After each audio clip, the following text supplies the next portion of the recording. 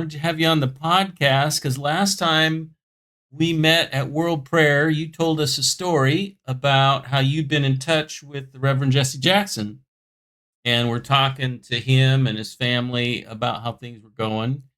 I'd love to start our conversation with your childhood, where you were raised. What was it like to be little? Brothers and sisters, family. Okay. What was your mom like? Mm-hmm. May we have a word of prayer? Yeah. Gracious God, our Father, we thank you, Lord, for this day, for this time, for Alex and me to converse. And Lord, let us be articulate according to your will. And let this be a blessing to each of us as we look to you and trust in you. In Jesus' name, amen. West Texas.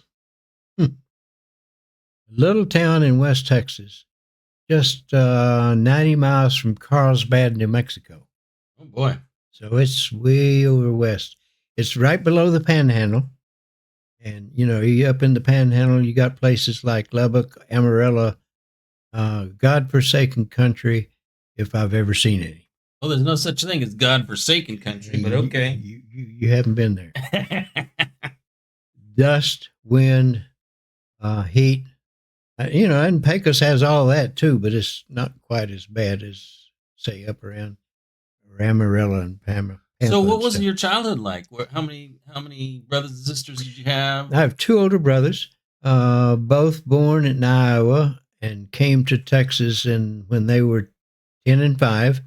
And then my sister and I was born in 39, and she was born in 43. So we were born in Texas. My parents settled in Pecos in about, it's 34 or 36. I've forgotten which one. And they were, I guess, refugees from the Depression. He lost everything, lost his funeral home and stuff in Iowa, and wound up in Texas.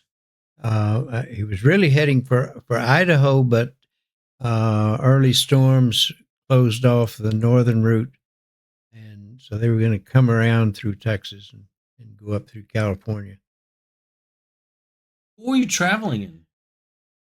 Did you have a truck or no? I wasn't traveling. Well, that was before your day. Yes, I wasn't born until 39. This was, as I understand, he lost everything except a funeral car, a limousine, and that's what they were traveling in. And they stopped in this little town to buy a dime's worth of paper plates. As my oldest brother, named his book, because they were having picnics every day. and a lawyer from Iowa who lived in Pecos, saw my dad's license plates and struck up a conversation with him on the curb and told him to go see the owner of the funeral home because the undertaker was sick and bodies were stacking up. Mm-hmm. So he did and got that job temporarily, but then the undertaker died. And my dad applied for the permanent job, and he got it and stayed there for the rest of his life till he passed away in 1968. And I used to tease him. When my parents first came to Pecos, they were known as those damn Yankees.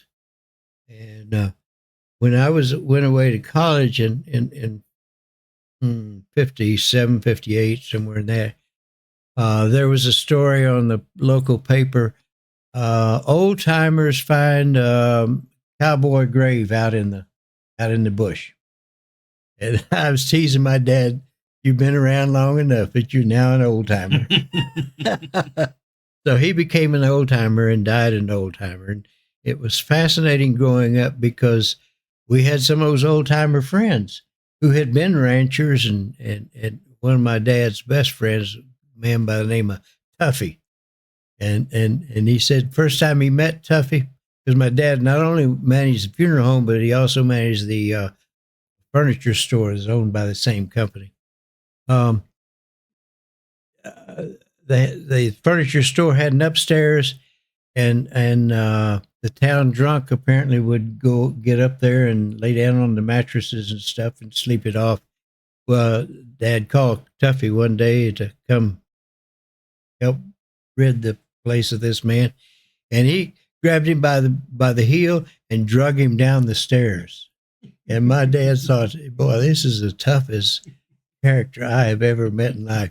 But Tuffy and his wife Gladys used to come over to our house and sit out in the lawn, front lawn. We got a lot of that in West Texas. It was decent, relatively decent weather, except the extreme summer. We had a lot of conversations and heard Tuffy was a rancher. He had a lot of stories to tell. So, in fact, I even understand he wrote for some of the pulp Western magazines back at that time. I wish I could find some of those stories that he had written. So, what was it like for you being a little kid, running around West Texas and going to school and of course? Well, I was I had my bike. I was free. I ran all over town, rode my bike to school. It was kind of back in the time where parents said, "Be sure you come in by by dark." Yeah. You didn't have any worries of threats of abuse or things like that. Yeah. Just didn't. They probably existed, but we didn't know about them at that time. And I rode all over town. And another friend of mine, same age, we had access to some Shetland ponies, and I don't even remember who owned the horses, but we could go over there anytime we wanted, saddle them up, and go riding. And we did. We'd ride out to the rodeo grounds. My hometown, Pecos, was the home of the world's first rodeo. Huh. Back in 63, 83, 60. I've forgotten. That's been a while. But Mike and I rode all over town, and I was free, and hard to corral, I guess, at the same time, and strong headed and stuff. The church that we belonged to was just down the street, just a block away, First Christian Church. And my mother sang in the choir, and my dad was, I think he was a deacon. But as the undertaker, he was always on call. So, as not only undertaker, but he also provided the ambulance service for a big portion of West Texas. So he would get called day or night, auto accidents, people going to the hospital, auto wrecks, all kinds of things. So I remember one time coming home from college during the holidays, I got stopped for speeding, or at least our car did. And while the highway patrolman wrote me out a ticket, I could hear over his radio. I knew my dad was on the other side of Pecos covering a wreck or something. So I knew where he was. And, I was home within the hour. I think I beat him home. So at least I knew where he was going.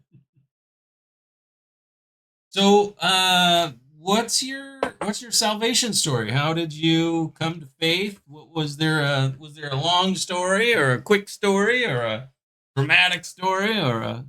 I'm not sure it was so dramatic or short. I was involved in my church in the youth group, and was baptized when I was a teenager.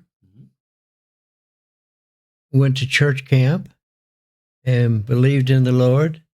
I'm not sure that I really had a dramatic testimony in that sense. And then when I went off to, I had a certain curiosity, and I went off to A&M when when I graduated from high school. And that's the first time I'd lived any place else than Pecos Funeral Home as I grew up. And one of the things I discovered at A&M was the Young Men's Christian Association, the YMCA. Mm-hmm. And I became very much involved in it, as well as the Christian Youth Fellowship from the Christian church there. I was involved in both of those. Mm-hmm. The YMCA had conferences, a regional conference, and so I went to that and met a person who became my best friend, a man by the name of Adam Oliphant, who was a student at Prairie View A&M. Mm-hmm. And at that time, Texas A&M was segregated. Prairie View was the black school. A&M, we didn't have any black students. It didn't have any women students either at that point. It was not coeducational, and it was a military school. They had a heavy ROTC, and I stayed in till sophomore year, and then I got out. That wasn't my cup of tea. Mm-hmm. But Adam and I got to be good friends. We both became officers of the Student YMCA in the Southwest. It covered Texas, Oklahoma, and Louisiana, and we met students from all those campuses. And then there was a national student conference held at the University of Illinois at Christmas time during my freshman year, and I went to that. And that was the first time many students, North and South, had come in contact with kids of another race and color in their lives. And so that was a very dramatic event, one that made a big imprint on me. And a lot of other people too. And I got to be very good friends with a young lady from Randolph-Macon Women's College in Virginia. And I wish I could have pursued that, but the distance was a little bit too far. And so that didn't happen. But then I got to be a national student. While there, I had a friend from the World University Service who was German. He was a refugee during the war. His parents died in the concentration camps in Europe, but he got out as a child. He was conveyed to Switzerland during the war, and lived in a Swiss chalet there, and made it to the United States. Hold on, keep going.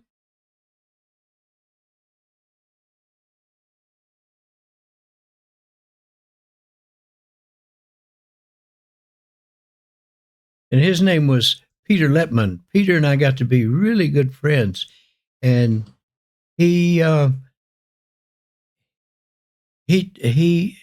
if I would drive him to Colorado, to Rocky Mountain National Park in Colorado for the Student YMCA conference in that region, he paid my way, and we had a good time. So I got to know students across the country, and that helped me politically. I didn't really understand it at the time, but because of that, I had became a vice president of the National Student YMCA, and they had different meetings throughout the year, and I would travel to Chicago and New York and elsewhere. Mm-hmm. And at that time, I would arrange my travel so that I could say my end point would be Chicago and back. I could stop anywhere along the way, and I did. And I would go to some of these campuses where I met young ladies and other friends, and visit. And of course, that did not hurt politically Mhm. when it came time for national elections. There was a the National Student Council met in Lake Geneva, Wisconsin, in late August, and Adam was doing likewise. He was. We both got to be national officers, and we traveled together. I had a little Studebaker at that time. We traveled all over this country Hmm. and had a good time. Um, and we were friends up until he passed away about 10 years ago now. Um, So you must have been involved in a robust way with some of the equal rights stuff, your relationship with Jesse Jackson. Um, Tell me how that happened. What was the leading up to it? What did you guys do together? What's the outcome of it? but when I came home from Africa, I'd already applied to Chicago Theological Seminary and entered there in '62. Um, and I was a year ahead of Jesse. But I Okay. remember when he and Jackie arrived in their little Corsair, and there was another friend that was in the parking lot unloading at the same time by the name of Gary Masoni and his wife Betty. Well, we all lived in this married student dorm um, on the same floor and got to be good friends. Um, but Jesse and I really didn't connect until we had some connection, and but we were not in the same classes since I was a year ahead of them. Um,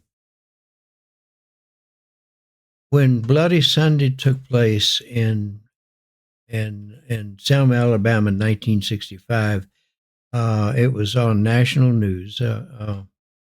Um, Civil rights marchers led by John Lewis were beaten severely on the Edmund Pettus Bridge by troopers and state troopers and sheriff's deputies of Alabama.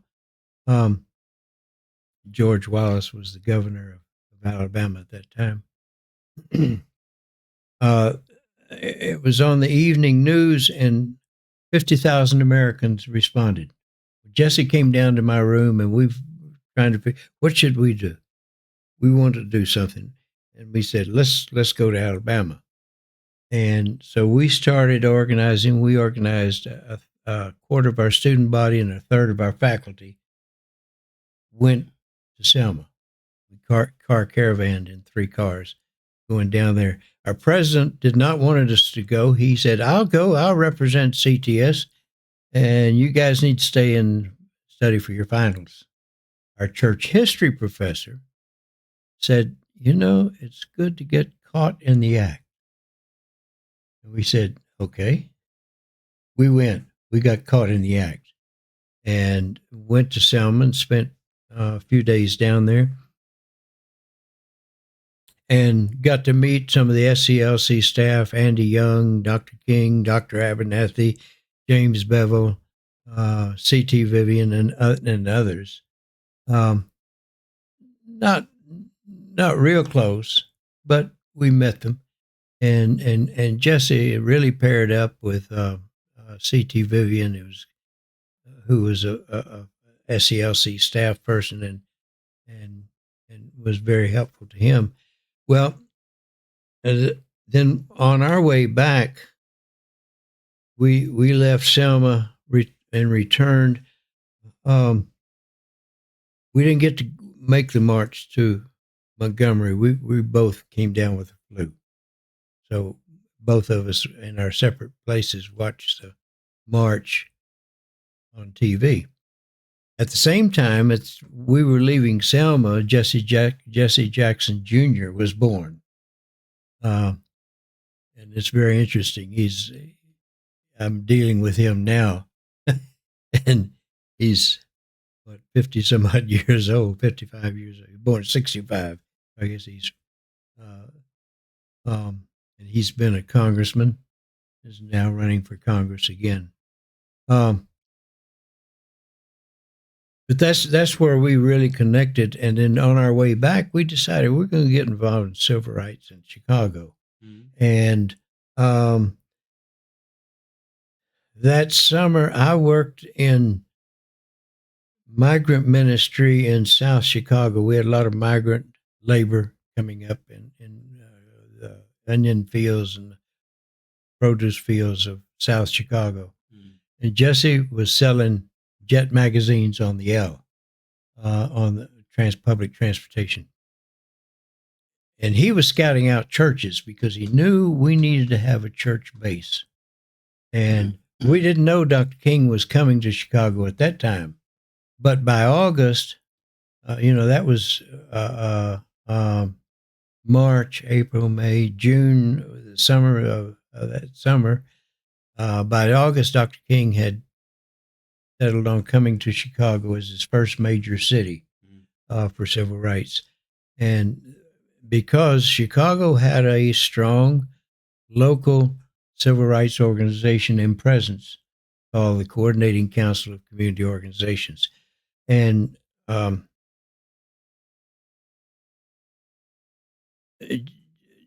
at the same time, Jesse and I applied to the several churches had set up the Urban Training Center for Christian Mission, set up by Presbyterians, Methodists, United Church of Christ, Episcopalians, Lutherans, and their job was to train community organizers, and they particularly wanted to deal with urban pastors. They did not want seminarians because we were junior flips, and we thought, we were too inexperienced. But we had some clout with our president, and the president of the Church Federation also lived there at CTS in their housing. We knew him, and I'd worked for him in migrant ministry that summer, and so we were the first two seminarians admitted, and our training was in community organizing. This was a decade or so before, well, almost 2 decades before Barack Obama made community organizing. Yeah, I'd never heard the word before. Right. He came around. And so we went through that, and then as Dr. King became situated in Chicago, he needed local staff. He couldn't, he didn't want to depend on his staff coming up from the South because they had no experience in Chicago. And one of the man by the name of Dr. Alvin Pitcher was one of our seminary professors across the street at the University of Chicago Divinity School. Jesse and I had taken his class in ethics.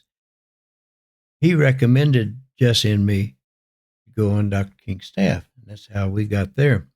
And the local civil rights organizations were really distrustful of the pastors, black pastors in the town, because they had had a history of being co-opted by the Democratic machine. And the machine was very subtle. They would give them a Head Start program or some such children's program, and then if they got out of line, the inspectors would come in. Oh my gosh, you're wiring. Oh, it's going to cost you $100,000 or so to get that fixed, and to put that kind of pressure on them, keep them in line. And if you don't go against Mayor Daley, and we can take care of things. So the local civil rights organizations did not trust the pastors.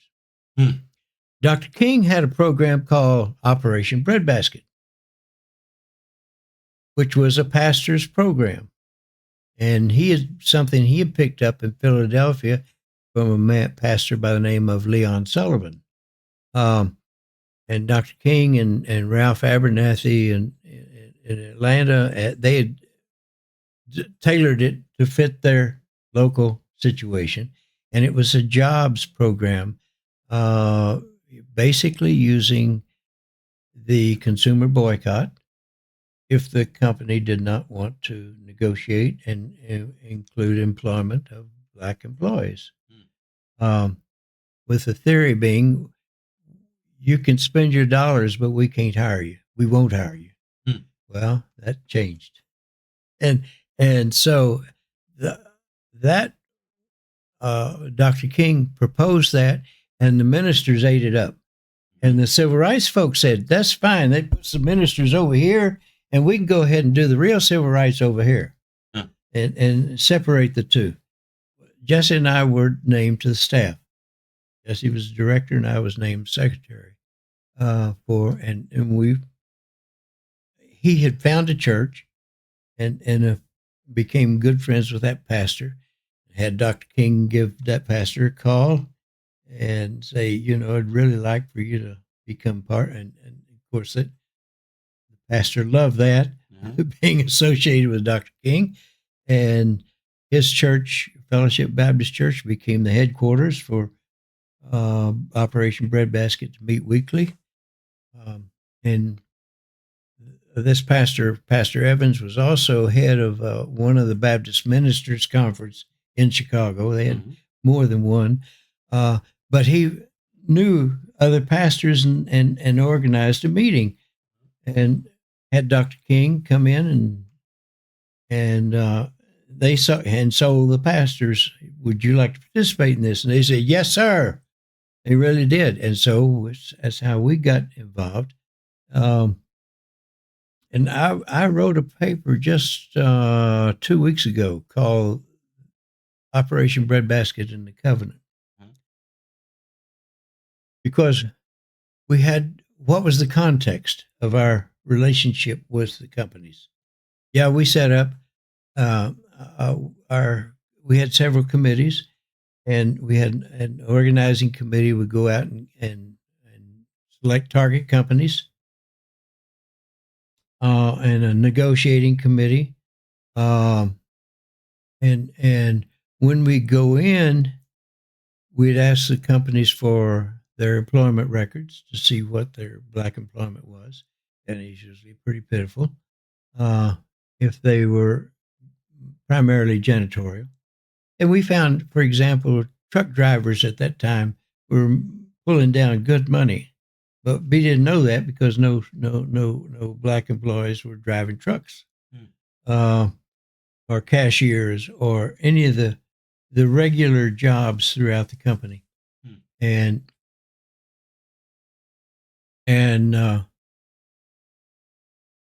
so what was the context in which we went to them? Well, we considered ourselves a moral organization, and it had to have a moral flavor to it. And we had studied. The Lord had made His covenant with Noah, and with Abraham, and then coming on up, and so that the covenant made sense. So we developed the concept of the covenant with these companies. It was not a legal document.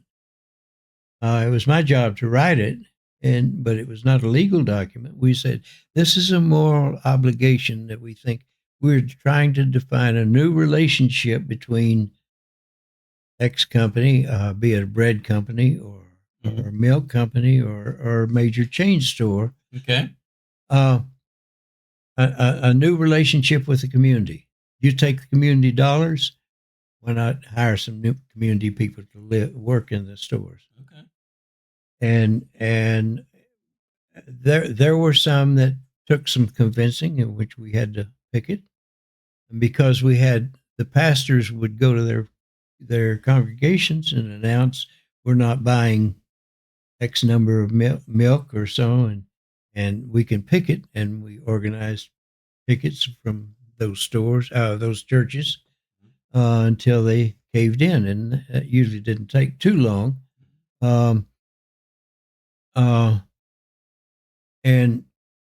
And so that we could restore a right relationship, and it's fascinating. It did. Not all of them were happy, but by the time we went along, we ran into national Tea Company, which was a chain of grocery stores, National Tea and Dell Farm stores. They had a bunch of them throughout the Midwest, particularly in Chicago. The president of that company really understood what we were doing, and he gave us great counsel on how to do things. And we had won enough jobs at some of the black businesses that had products of their own, Joe Louis Milk, Parker House Sausage, Baldwin Ice Cream, etc. They came and said, "Look, you're doing so well in jobs. Can you include us in negotiations so we can get on the shelves of the stores in our community?" And we said, "Okay," and we did. And not only that, scavengers picking up the garbage, exterminator companies exterminating the rats and etc. Construction, black construction, had never constructed anything bigger than a garage hardly. Well, we got to build a store in the community and to really give them a thrust. And we developed what was called spokes. The hub was our central staff, and the spokes going out, one with the negotiating teams. Another spoke would be the construction team. Another one would be the scavengers right on around the line. We had a women's group, and women in breadbasket. We had black men moving, the men's group. Several groups like political education group, and all those spokes related to the hub. And then we were meeting every Saturday morning. Okay, so I want to kind of end this part of the conversation with you formed some sort of structural relationship with the Reverend Jackson and yourself and some others. Can you tell us what was the genesis of that? What was it? Just this thing that you were just talking about, or did you guys form some sort of prayer group, or was there I don't know. What was the genesis of that? How did it work out over time? If it's just more the same, then it's more the same. When we came back from Selma, we had no idea what. And yes, we got together and prayed together, and we met with a couple of our professors, Dr. Pitcher, and Dr. who was the man that referred us to Dr. King, and Dr. Littell, our church history professor, told us to get caught in the act. So we continued those kinds of relationships. And then some of the pastors that we worked with had not had theological education, and they wanted some relationship there too. So we were able to set up such meetings there at the seminary, in the seminary lounge, where they would have conversations and study to develop, expand their knowledge and reach with not only one another, but to have a relationship with professors in the seminary.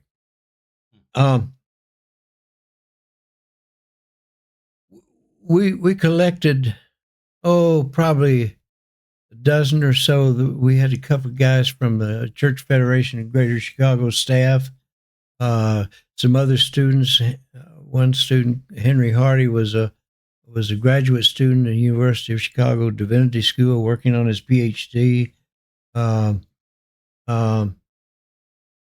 Several guys that kind of formed the group.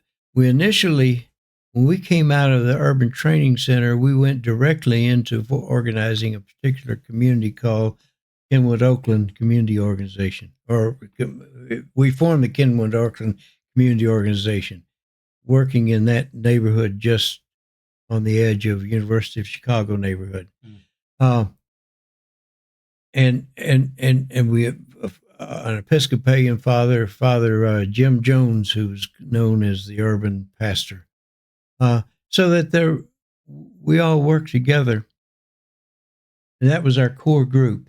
Okay. So it was And really just community organizing, trying yeah, to improve the Black community, improve employment, do a lot of good in. and the spiritual development too, Yeah. because the spiritual development was not high. Yeah. Having that kind of uh, uh, abrasive life, Yeah. no opportunity, Yeah. opening the doors of opportunity, and so Boy, I think we have a. Maybe you come back another time and share, because I have some questions, but I don't want to drag this okay. conversation on indefinitely, and I have some time constraints. But I do want to get to how trouble and difficulty and hardship have shaped your shaped your life and your relationship with God. And one of the things I always talk about is trouble and how it makes us better. And talk about cold showers.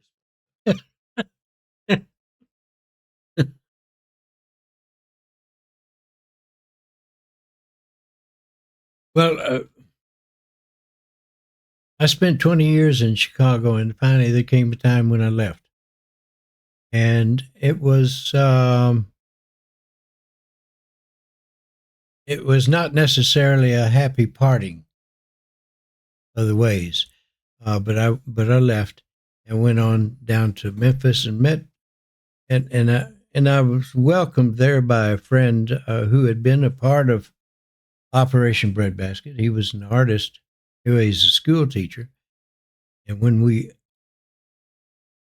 began opening doors for various skills, um, employment things, this man really rose to the fore. He was a vice principal, but at night he was really an artist and an artistic director. And there were no jobs in the advertising agencies for him at that time.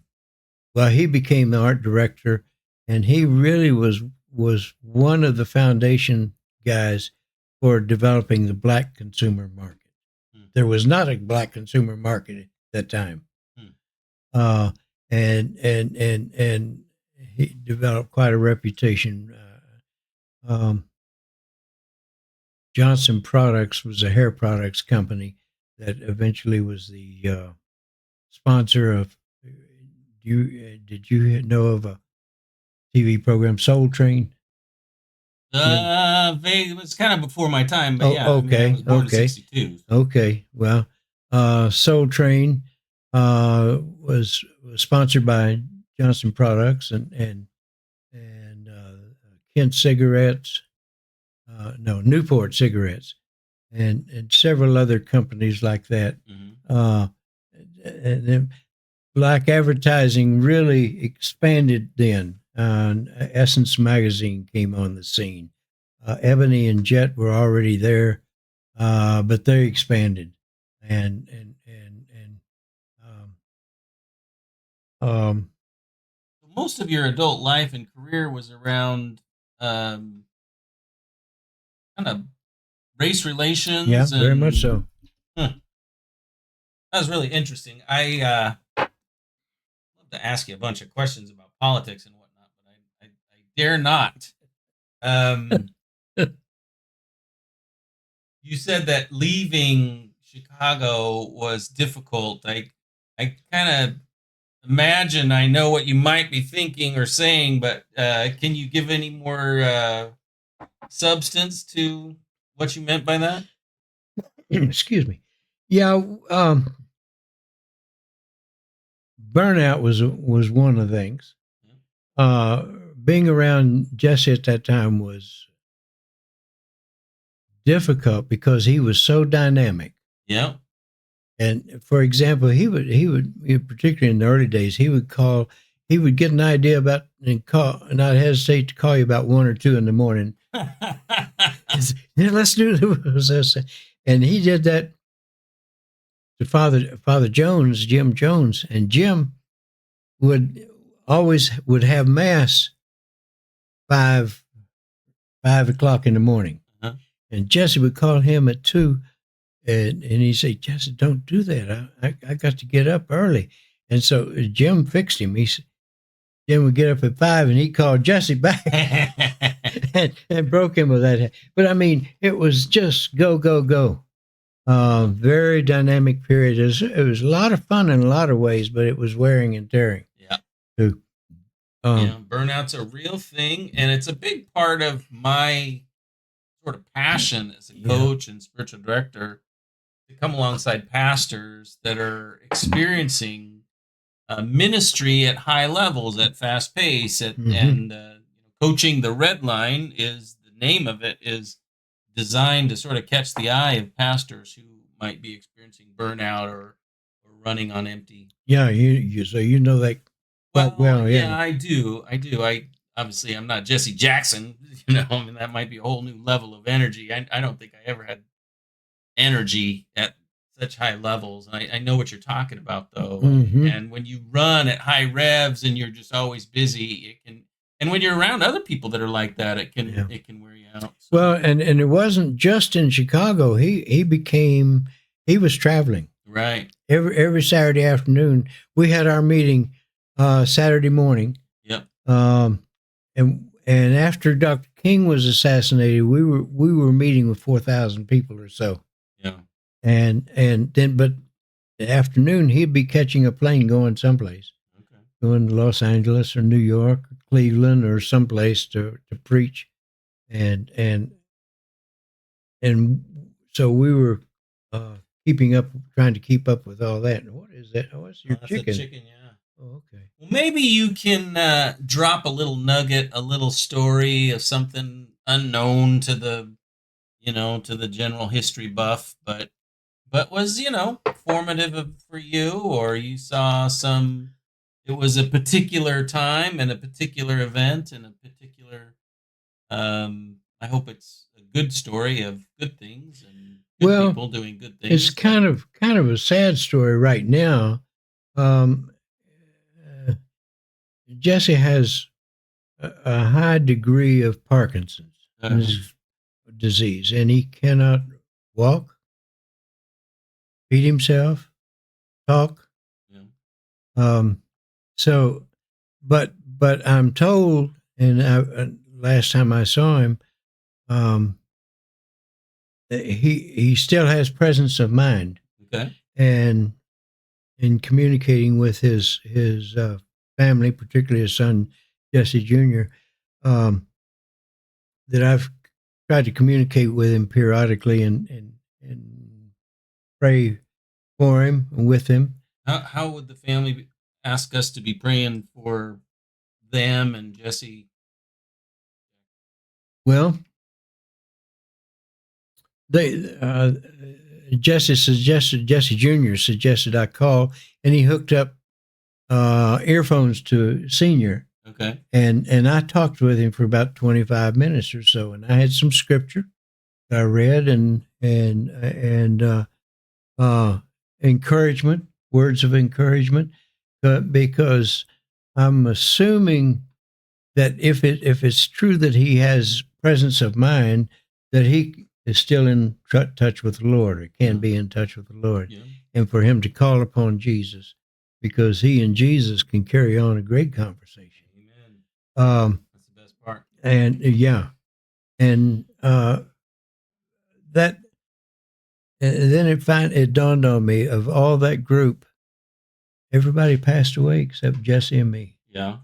So it was down to us two of that particular group in Chicago, and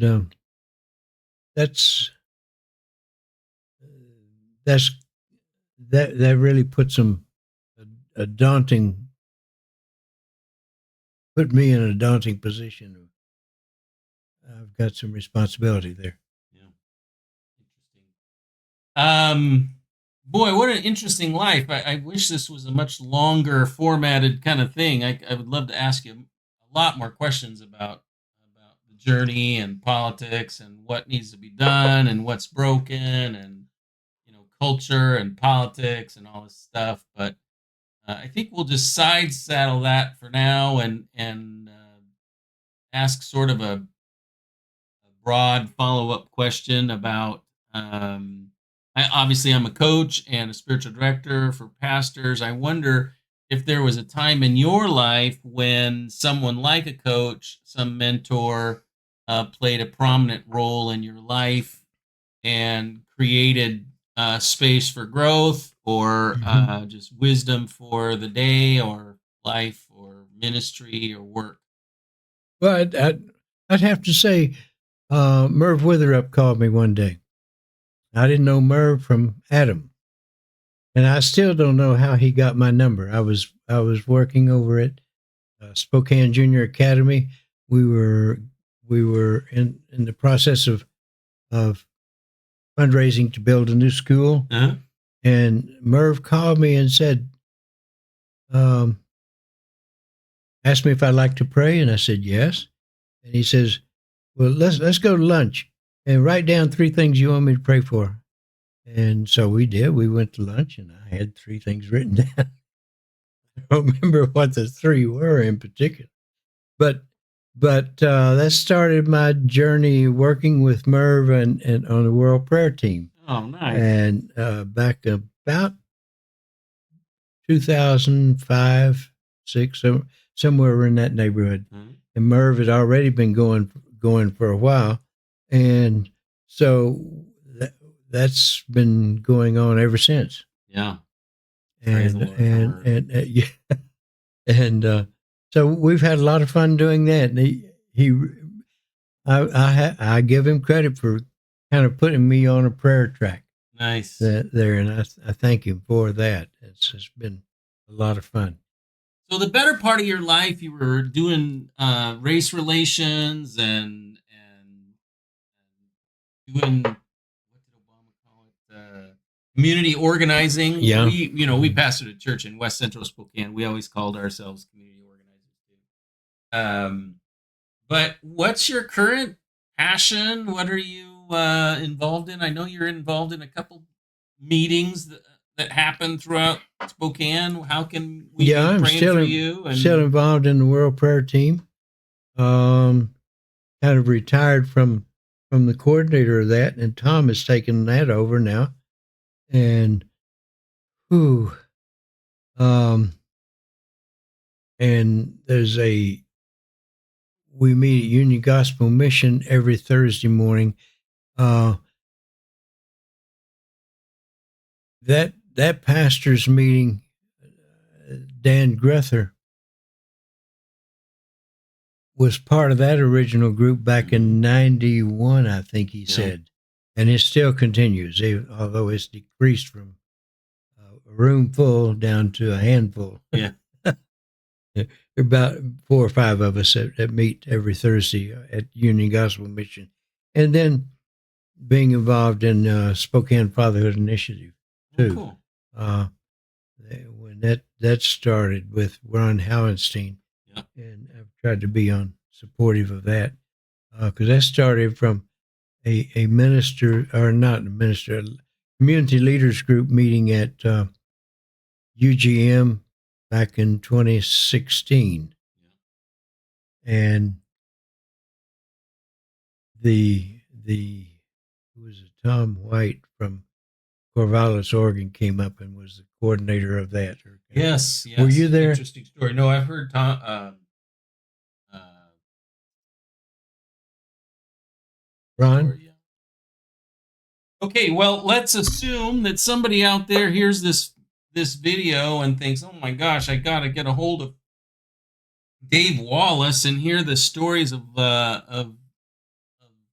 lore of Chicago." And how would someone get a hold of you, or Well, would you prefer they not?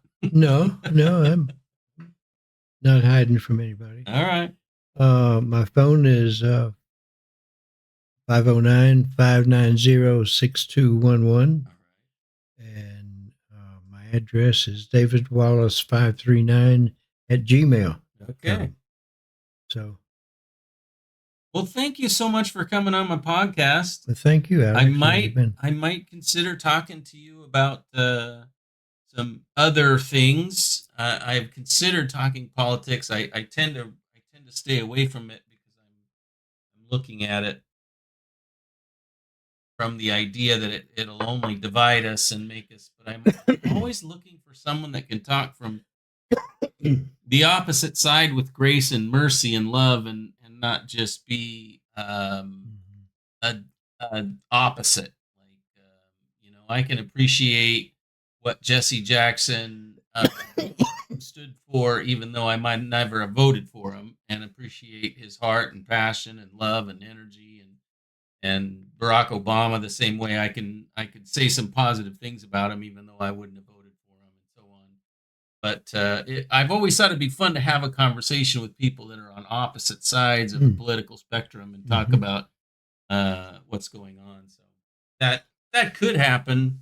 I'll have to be in touch with you later about it. Yeah, that's.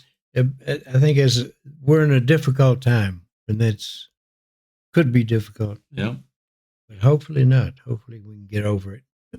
Well, thank you for joining me. We'll talk to you next time we see you. Good. Thank you for the coffee. All right. You have a The great water. day. Thanks for coming. I'm Alec with Coaching the Redline. All right. Dave Wallace. And if you want to know more about coaching or spiritual direction, I'd love it if you contact me. Thanks so much. Have a good day.